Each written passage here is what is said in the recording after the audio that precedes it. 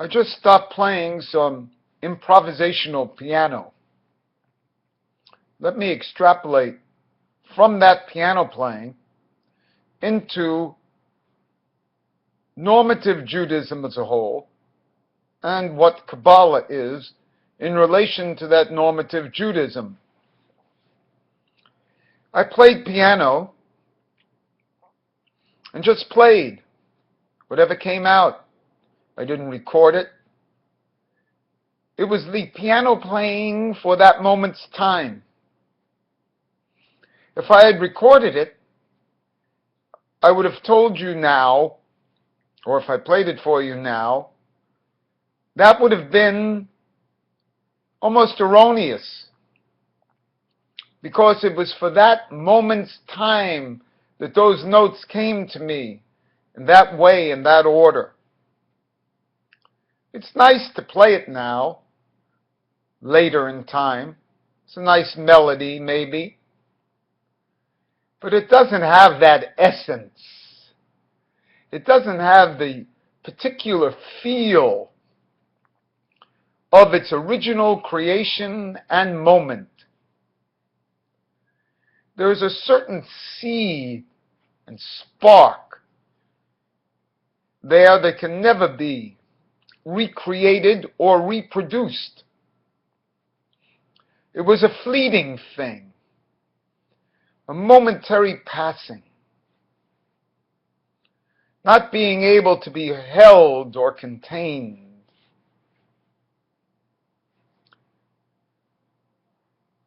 I'm afraid that that's what true spirituality, true Judaism really is. Not some packaging of the past, not some telling me what to do in a situation 20 years ago, or to have an emotion of a different situation and time. But everything is completely new in a particular moment. This is a very deep level of profound belief and spirituality, that the world is created anew every single moment, that Bereshis is a continuing process, that the world has nothing to do with the previous moment.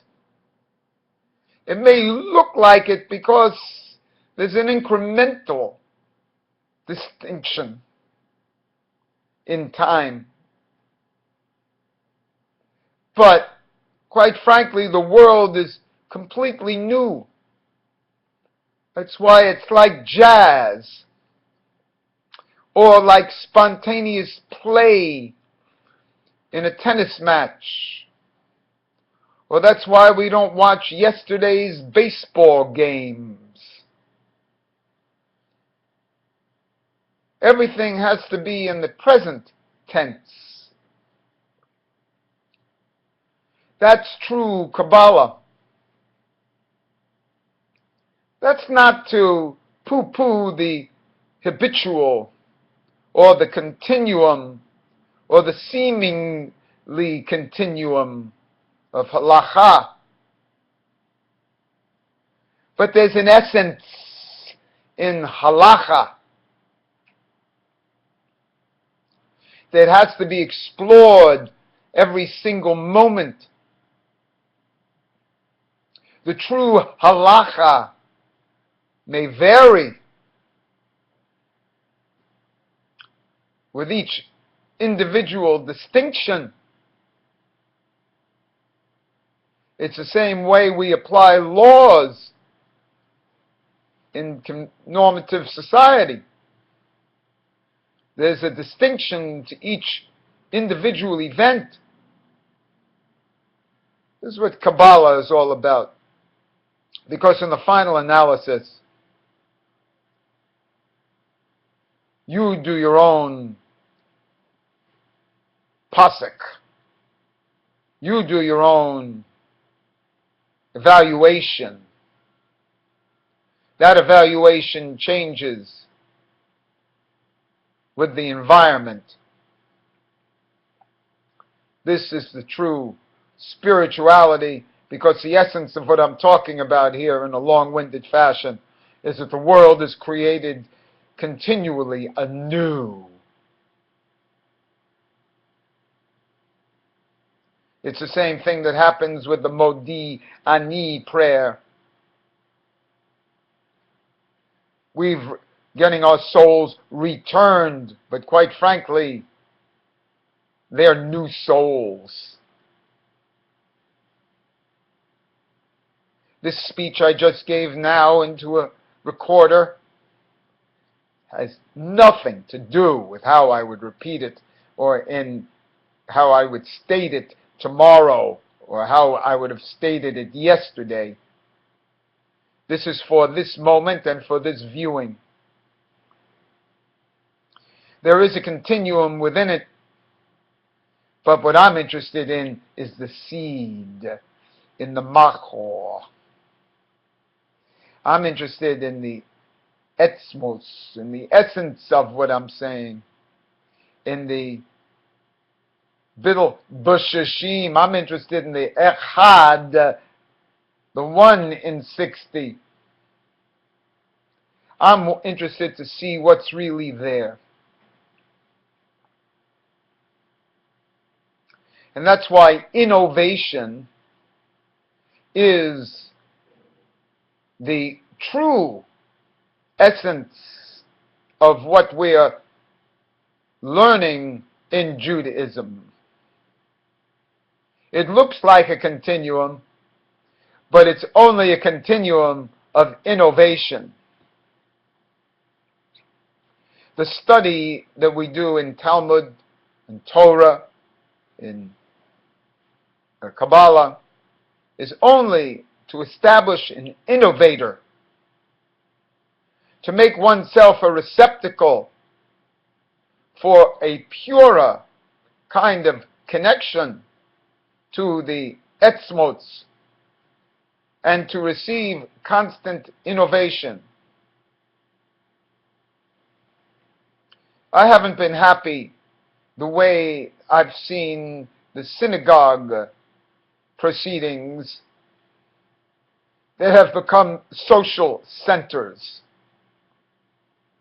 It's easy to have the mass. It's easy to pretend that the continuum and the mass and the following tradition is important. But the greatest following of tradition is in the tradition of Avraham, in the tradition of Moshe, in the tradition of the Baal Shem Tov and the Arizal. A complete newness. So I ask you to be a receiver, a receptacle for this newness, for this innovation, for this true spirituality and expression of the essence of Judaism, of the essence of all this study. How is this supposed to relate to your daily life? And as I'm doing these few words, I keep coming back to the concept of that the world is created anew every moment. Every moment has no relation to the previous moment. It's a constant shuva. It's a constant return to essence. And that the moment is actually divided into 2 or 3 different parts. And that these parts actually have no relation to each other. And how we can separate these parts of past, present, and future, even within the same moment. Yesterday has nothing to do with today. Your problems of yesterday have dropped because you don't exist any longer. It's a daily. It's a rebirth daily. It's a rebirth with every breath. You have nothing to do with the person of yesterday. And as soon as you know that and realize that, you'll enter into a true spirituality. A true spirituality of the moment and the essence level of being. How can you think otherwise? Isn't that the opus of the Jewish work? And that's what we have here. Don't hold on, even to a life raft. The essence is to drop. Drop it with the breath. Enter into a spontaneity, originality. That's the purpose of our study.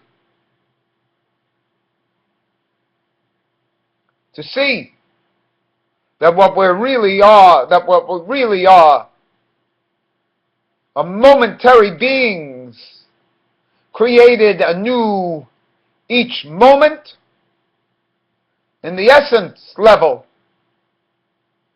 And so anything that we do that isn't of that essence level is a social control that we have to then analyze why we choose to live under.